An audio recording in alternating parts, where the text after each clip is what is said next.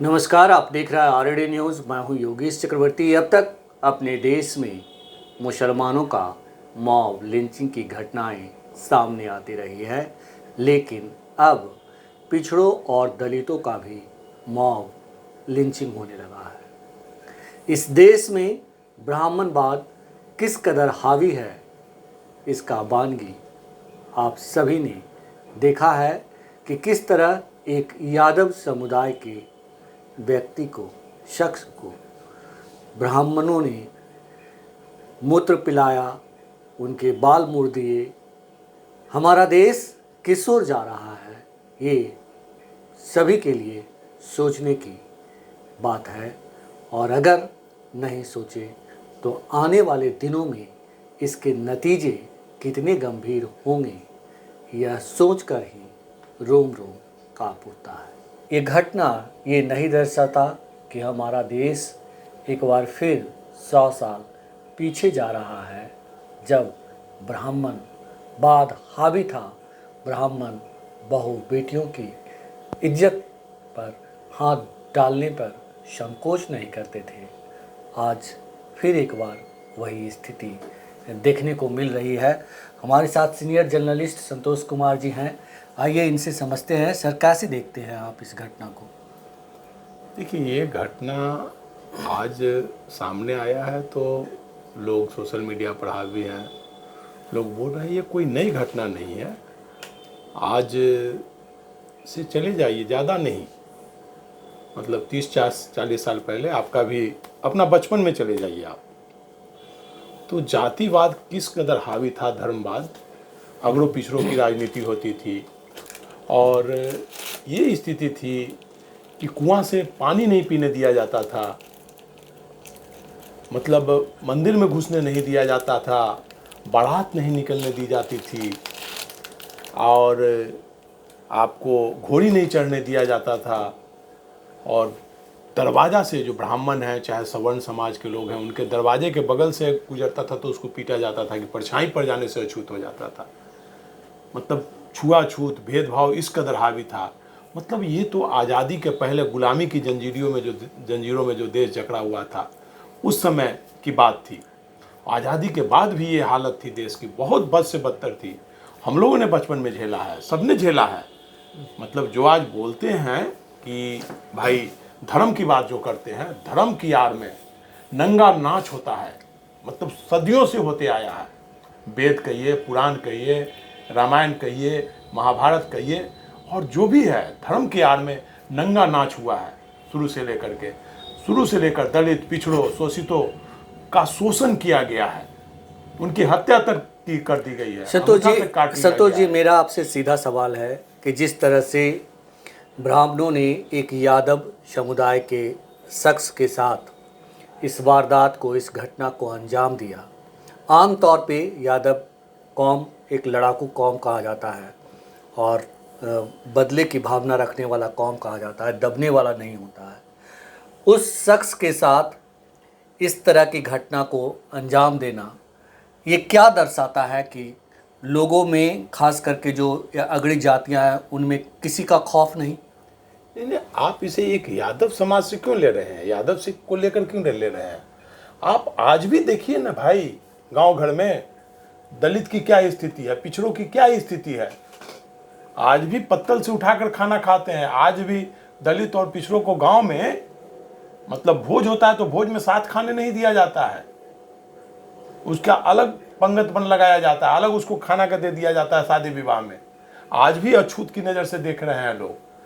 मतलब पहले इतनी भयावह स्थिति थी। इसे एक जाति विशेष से मत लीजिए, पूरा समाज की बात है, दलित और पिछड़ों की बात जो है, बहुत शोषण हुआ है। बाबा साहब भीमराव अंबेडकर ने इसी की लड़ाई लड़ी थी। मतलब स्कूल की स्थिति थी, स्कूल में पानी नहीं पीने दिया जाता था।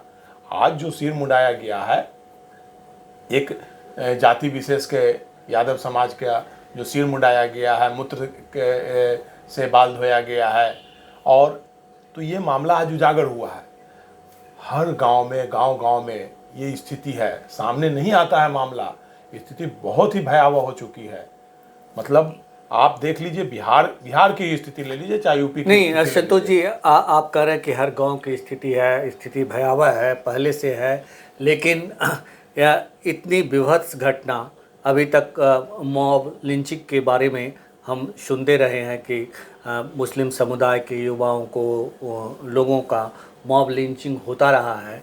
यादवों पर मैं इसलिए जोर दे रहा हूँ कि यादव समुदाय के लोग दबंग माने जाते हैं और उनसे कहीं ना कहीं लोगों में एक भय रहता है कि अगर हम आज कुछ करते तो कल को ये बंदा छोड़ेगा नहीं। वही तो मैं बता रहा हूँ, स्थिति 90 से पहले क्या स्थिति थी? जी जी। आप 90 से पहले क्या स्थिति थी? आज लालू यादव को क्यों बदनाम, जंगल राज क्यों कहा गया? लालू यादव को के राज को जंगल राज क्यों कहा गया? स्थिति थी बिहार में कि दलित और पिछड़े हो, यादव समाज हो, चाहे कोई भी हो, मतलब कुर्सी पर नहीं बैठने दिया जाता था, मंदिर में नहीं घुसने दिया जाता था दलित पिछड़ों को। लालू यादव जब 90 में सत्ता में आए तो उन्होंने मंदिर में दलित को बैठाया, महावीर मंदिर में, धार्मिक न्यास बोर्ड में बैठाया, और हर जगह तो दलित, और जो ब्लॉक में नहीं घुसने दिया जाता था तो दलित और पिछड़ों में जागरूकता आई और वो लड़ने लगे अपने लिए। वो जंगल राज हो गया कि अपने आवाज, जब उनको शोषण होता था तो उसके खिलाफ आवाज उठाते थे। कोई भी दलित पिछड़ा के उनका राज आ गया, लालू यादव है, तो दलित पिछड़ा जब आवाज उठाते थे तो उसको जंगल राज की बात करते थे लोग। जंगल राज जैसी कोई बात नहीं थी। यही शोषण जो आज उत्तर प्रदेश में हुआ है, मध्य प्रदेश में हुआ है, राजस्थान में हुआ है, यह बिहार में होता था, तो उसे लालू यादव ने बंद किया। लालू यादव सत्ता में आए तो दलित और पिछड़ों को लगा कि उनकी सरकार बनी है और वो लड़ना सीखा, उन्होंने ब्लॉक जाना सीखा, तो वो बिहार में बंद हुआ। बिल्कुल। और जी जी, आज जो घटना हुई है बहुत ही विभत्स घटना है। मतलब आप देखिए, धर्म की आड़ में नंगा नाच किया जाता है, ब्राह्मणवाद जिसको कहते हैं यार, ब्राह्मणवाद इस कदर हावी है। और ब्राह्मणवाद में केवल ब्राह्मण ही नहीं, उसमें क्षत्रिय भी है, भूमियार भी है, कैस्त भी है, कहीं कहीं आप देखिएगा तो यादव भी है, आ जाता है, पासवान भी आता है। तो खासकर जो सवर्ण कास्ट है इसमें, उनकी बात मैं कर रहा हूँ, तो वो शोषण हमेशा करते रहे हैं। और जब देखा कि सत्ता उनके हाथ से निकल गई तो सत्ता के लिए उन्होंने फिर धर्म का मुद्दा उठाया। हिंदू हिंदू, पहले ब्राह्मण होता था, अब हिंदू हिंदू, कहीं वेद पुराण रामायण महाभारत कहीं हिंदू धर्म का जिक्र नहीं है, तो अब हिंदू की बात करने लगे। और कौन सा है, इस घटना के बाद तो लोगों को सोचना चाहिए कि ब्राह्मणों का सामूहिक बहिष्कार होना चाहिए, पंडितों का। भाई धर्म के आड़ में नंगा नाच कर रहे हैं, उनका बहिष्कार होना चाहिए, शादी विवाह में नहीं बनाना चाहिए, कोर्ट में मैरिज करना चाहिए, अंतिम संस्कार में नहीं लाना चाहिए। इस तरह से कहीं किया जाता है क्या? कहीं बहुत ही विभत्स घटना है। आप अगर चले जाइएगा पहले तो ये ब्राह्मणों का किया हुआ था, सती प्रथा, विधवा स्त्रियों को जला दिया जाता था जो मरते थे। तो सती प्रथा क्या था? महिलाओं को पढ़ने नहीं दिया जाता था, दलित पिछड़ों को पढ़ने नहीं दिया जाता था।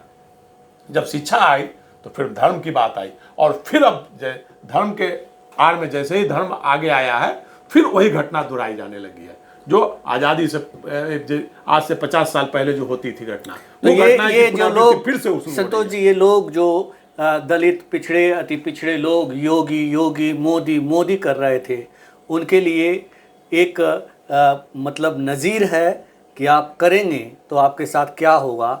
अगर वही राग अलापते रहे तो आने वाले दिनों में, आज तो जो है एक यादव का सिर पे पेशाब डाल करके उसका मुंडन किया गया है, कल को आपकी बहू बेटियों को भी उठा कर ले जाएंगे।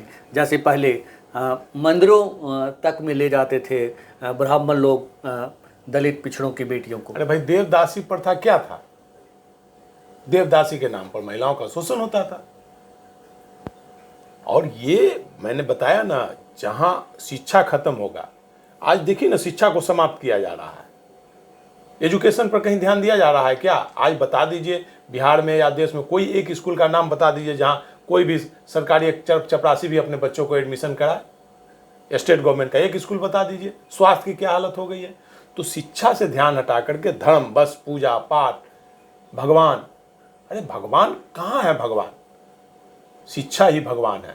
असल भगवान भीमराव अंबेडकर है, जिन्होंने शिक्षा का अलग जगाया है, जिनके नाम पर आज Chirag Paswan member of parliament बन रहे हैं, जीतन राम मांझी केंद्र में मंत्री हैं। आज सबके सब मौन हैं, ये सब नेता जो इस घटना पे उनकी प्रतिक्रिया नहीं आई है। क्या यही एक घटना नहीं है, अगर आप घटना में जाइएगा तो सैकड़ों घटनाएं पिछले 10 सालों में हुई है। जो 90 के दशक के बाद घटनाओं में कमी आई थी, बंद हो गई थी, लोगों में डर आया था कि पिछड़ावाद की सत्ता आ गई है, समाजवाद आ गया है, वो डर अब खत्म हो गया है। फिर से आरएसएस संघ और धर्म की आड़ में ये नंगा नाच, आप जान लीजिए, ये बहुत ही भया गुलामी की जंजीर में जकड़ने का ये संदेश है। जिस प्रकार से भारत गुलाम हुआ था, फिर गुलामी की ओर बढ़ते जा रहे हैं हम लोग। आर्थिक गुलामी, फिर मानसिक गुलामी, और पूरी तरह से गुलाम होंगे। इसको रोकना होगा। या राष्ट्रवाद को मजबूत कर रहे हैं। ये राष्ट्रवाद नहीं है, ये ढोंगवाद है। आपको बता दें, दिल्ली में आप रोहिणी में चले जाइए, वहां पिछड़ों और दलितों का एक गुट बना, उसमें IAS IPS सब लोग हैं। उन्होंने क्या किया कि एक गुट बनाया, और जो भी जैसे शादी का किताब, श्राद्ध का किताब और पूजा का किताब, सारा किताब लाया और कोचिंग चलाते हैं, और उसमें पिछड़े बच्चों को वो मंत्र का पाठ पढ़ाने का हो गया। और अब कहीं भी शादी होती है तो वहाँ ब्राह्मणों को नहीं बुलाया जाता है, वहाँ पिछड़ों और दलितों से ही पूजा कराई जाती है और शादी कराई जाती है। तो इस तरह से बहिष्कार करने की जरूरत है इस ढोंग का। आप जान लीजिए, आज से 40 साल पहले। संतोष जी, आप इसे कैसे देखते हैं कि इस घटना के बाद इस देश के कई संत और कई कथावाचक जो है इसे क्रूर नहीं मान रहे हैं और कह रहे हैं कि अगर जो रविदास का बेटा है तो उसका काम जूता सीना है, नाई का बेटा है तो उसका काम बाल काटना है, यादव है तो उसका काम जो है दूध और बांटना है और दूध बेचना है, ना कि कथा वाचन करना है। ये कौन लोग हैं? ये कैसे संत हैं? क्या ये संत के नाम पर इस देश के माथे पे कलंक है? देखिए, जितने संत हैं, महात्मा हैं, सारे चोर उचक्के हैं। 90% अपराधी हैं, क्रिमिनल जो है संत बने बैठे हैं। कहीं ना कहीं से चोरी, डकैती, बलात्कारी भाग करके संत बने हैं, साधु का ढोंग करके प्रवचन दे रहे हैं और कर रहे हैं ये लोग। आप देखिए ना भाई, आप कितने संत, आसाराम बापू आज जेल गए, जितने संत महात्मा सब जा रहे हैं, सब अपराधी प्रवृत्ति के, आप देख लीजिए। तो संतों का, साधु संतों का बहिष्कार होना चाहिए। जितने क्रिमिनल हैं वही साधु संत होते हैं। 90% संत तो अब राजनीति कर रहे हैं। योगी जी मुख्यमंत्री बन के बैठे हुए हैं। बोले ना, वो मुख्यमंत्री ढोंगी हैं। आप जान लीजिए, उनका भाषण पहले का सुनिए और अब का सुनिए। जितने भी हैं, बोले ना, धर्म के आड़ में नंगा नाच पहले भी होते रहा है। उसे लालू यादव, मुलायम सिंह यादव, BP सिंह और समाजवादी जब हावी हुई समाजवाद, तो पूरे देश से उसको खात्मा हुआ। भाई मैंने झेला है वो दंश बचपन में। जी जी, मैंने झेला है बचपन में, किस प्रकार से शोषण हुआ। कुर्सी पर नहीं बैठने दिया जाता था, और सबने देखा होगा। भले आज जो लोग बोलते हैं कि लालू यादव ने क्या किया, लालू यादव ने यही किया। नहीं तो पहले घर घर में बाल मुड़ाए जाते थे, हर गांव में लोगों को माँ बेटियों की इज्जत लूटी जाती थी। ये सारे ब्राह्मण होते थे लूटने वाले। पहले आप देख लीजिए, आज़ादी के बाद आप देख लीजिए, पहले 54 जिला हुआ करते थे बिहार में। 54 जिला में DM SP कौन रहता था? सारे ब्राह्मण और भूमिहार अपर कास्ट के लोग रहते थे, सारे एक ही जाति विशेष के लोग रहते थे। तो ये भेदभाव शुरू से रहा है। आरक्षण आया तो जाकर के लोगों को अधिकार मिलना शुरू हुआ। आज भी न्यायपालिका में आरक्षण नहीं है, तो उनके पक्ष में फैसला नहीं आता है न्यायपालिका का। आप देखिए ना भाई, कितनी खराब स्थिति है भाई। मतलब धर्म का नाम लेकर के एकलव्य का अंगूठा, महाभारत में आप लिखे हुए एकलव्य का अंगूठा काट दिया गया। बहुत ज्यादा शोषण हुआ है, आप जान लीजिए। मतलब ये जो घटना हुई है, कौन बांट दिया भाई? मेहतर कौन बना दिया? किसी को जूता सीने का कौन दे दिया? आप दक्षिणवाड़ी टोला बसा देते हैं गांव में, क्या शुद्र है उसको उधर बैठने दो, उधर से हवा भी नहीं आए। ये किसने किया? धर्म के नाम पर वेद, पुराण, रामायण, महाभारत ब्रह्मा के मुख से पैदा हुए हैं ब्राह्मण। ऐसा कौन सा ब्राह्मण है जो अपनी बेटी से शादी किया? इससे नीच कौन हो सकता है? अगर इस घटना की जिक्र करें संतोष जी की, ये जो घटना हुई है तो ये किसी की हत्या से भी ज़्यादा घिनौनी घटना है। देखिए, ये घिनौनी घटना है और ये घटना कोई नई घटना नहीं है। इस घटना का समापन हो चुका था, आप जान लीजिए। 90 से पहले ऐसी घटनाएं पूरे देश में होती थी। 90 से कहिए, जैसे आप जी। पेरियार आए, उधर पेरियार ने आंदोलन चलाया इसके खिलाफ। आज हम संतोष जी आपको बताएं कि रेणु कुशवाहा आरजेडी ज्वाइन की हैं और उन्होंने अपने भाषण में इस बात का जिक्र किया कि जंगल राज क्या था, जो आप बता रहे हैं कि जंगल राज लोग अपनी जाति भी बताने से घबराते थे, नहीं बताते थे, छुपाते थे, वही जंगल राज था। और जब लालू आए तो लोग अपनी जाति बताने लगे। उसके बाद जिस खबर पे हम लोग आज चर्चा कर रहे हैं, जिसका जिक्र कर रहे हैं, उस पर तेजस्वी यादव ने एक कम से कम संदेश देने का काम किया कि अगर बिहार में ऐसा होगा तो हम लोग इसे सहेंगे नहीं और इसके खिलाफ कठोर से कठोर कार्रवाई होगी। आपको क्या लगता है कि जिन लोगों ने भी इस वारदात को अंजाम दिया है, उन लोग के खिलाफ कैसी कार्रवाई होनी चाहिए? क्या कार्रवाई होगी? आज सत्ता किनके हाथों में है? क्या कार्रवाई होगी? गोधरा कांड के लोगों को क्या कार्रवाई हुई, बता दीजिए। सम्मानित किया गया, किसने सम्मानित किया गोधरा कांड के लोगों को? आज दिखावे के लिए कार्रवाई हो जाएगी। मैं बोल रहा हूं, इसका एक ही समाधान है, सामूहिक बहिष्कार। पंडित क्या जानता है भाई? क्या ये ढोंग, शादी विवाह, मरने के बाद श्राद्ध में भोज कराया जाता है? आपको ये भी लगता है कि इस घटना से बीजेपी और आरएसएस का जो छुपा एजेंडा है वो भी सामने आ चुका है? वही एजेंडा ही है, लोगों को शिक्षा खत्म करके धर्म के नाम पर गुलामी, धार्मिक गुलाम बनाओ, आर्थिक गुलाम बनाओ। आज देखिए ना, धर्म के नाम पर लोग मरने को तैयार हो रहे हैं। क्या धर्म है? सबसे बड़ा धर्म है एजुकेशन। शिक्षा रहेगा तभी लोग आगे बढ़ेंगे। बाबा साहब भीमराव अम्बेडकर ने जो संविधान दिया है और संविधान में जो आरक्षण दिया, उसका अधिकार लेने की जरूरत है। भाई बोलते हैं कि आरक्षण के कारण देश की यह स्थिति हुई है। भाई पहले तो आरक्षण नहीं था, आजादी से पहले क्यों देश गुलाम हुआ? कौन? पहले तो भाई सारे ब्राह्मण और राजपूत सत्ता में थे। उस समय तो आरक्षण नहीं था दलित और पिछड़ों का। क्यों देश गुलाम हुआ? 200 साल तक क्यों गुलाम रहा? उस समय तो मंदिरों में 100% आरक्षण ब्राह्मणों का था, आज भी 100% आरक्षण ब्राह्मणों का है। तो क्यों देश गुलाम हुआ? मुगल आए तो कौन लड़ा और कौन लाया? कौन लाया? बिल्कुल, मुगल आए, चाहे उससे पहले इब्राहिम लोदी, चाहे जो भी आए बाहरी अंग्रेज आए, कौन लाया? भाई दलित पिछड़ों को कोई अधिकार ही नहीं था, न पढ़ने का अधिकार, न मंदिर में जाने का अधिकार, कुआं से पानी तक लेने का अधिकार नहीं, चापाकल से पानी तक लेने का अधिकार नहीं था। तो गुलाम कौन बनाया? आरक्षण तो उस समय नहीं था। अपने आज जो ब्राह्मण और राजपूत, जो अपर कास्ट के लोग बोलते हैं कि आरक्षण के कारण देश की व्यवस्था खराब हो गई है, तो आज तो देश आगे बढ़ रहा है आरक्षण के कारण। उस समय आरक्षण तो था नहीं, तो गुलाम कौन बनाया? किसने अपनी बहन बेटियों की शादी मुसलमानों से की? ये तो देखने वाली बात है। तो इटावा की घटना, इटावा की वारदात दलितों और पिछड़ों के लिए एक संदेश है कि अगर आप ऐसे ही मोदी मोदी और योगी योगी का राग अलापते रहेंगे तो एक बार फिर गुलामी की जंजीरों में जकड़ लिए जाएंगे। आरएसएस और बीजेपी का जो एजेंडा है वो कम से कम इस बार तो सामने आ ही चुका है। फिलहाल इतना ही। आप हमें फेसबुक पर फॉलो करें, यूट्यूब पर सब्सक्राइब करें, लाइक करें, शेयर करें और कमेंट्स कर अपना महत्वपूर्ण विचार और सुझाव जरूर दें। धन्यवाद।